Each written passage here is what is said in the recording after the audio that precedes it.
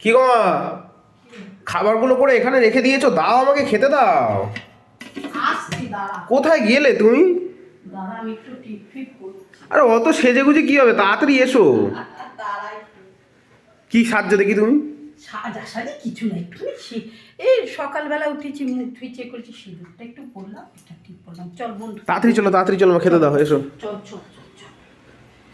সাজাগুজো কিছু নেই, এই তো। আচ্ছা, এই মাছের মুড়োগুলো গোটা রেখে দিয়েছো কেন মা, 3টে? এই মাছের মুড়োটা গোটা রেখে দিই, বাঁধাকপিটা অনেকটা, এই আচ্ছা। কারণে আমি 6টা মুড়ো ভেজেছি, মানে 3খানা মুড়ো। আচ্ছা। তাই এটাতে 3খানা দিয়ে দিয়েছি, আর এইটাতে 3খানা রেখে দিয়েছি। আচ্ছা, এটাতে হাফ, এটাতে হাফ। হ্যাঁ হ্যাঁ হ্যাঁ।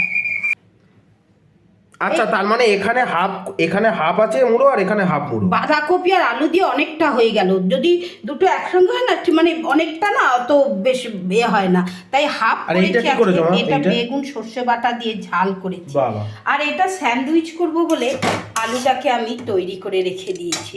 আর বন্ধুরা, ভাত আমি দেখিয়ে দিয়েছি বন্ধুদেরকে, এবার তোমাকে একটু দেখাই। আমাকে একটু দেখ। তুমি বলছো সকালবেলা এত সাজলে।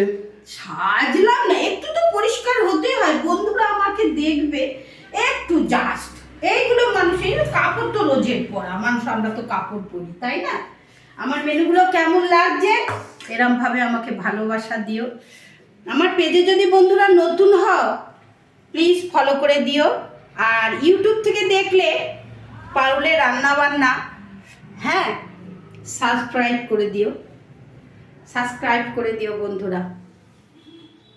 অনেক ধন্যবাদ তোমাদের, নমস্কার।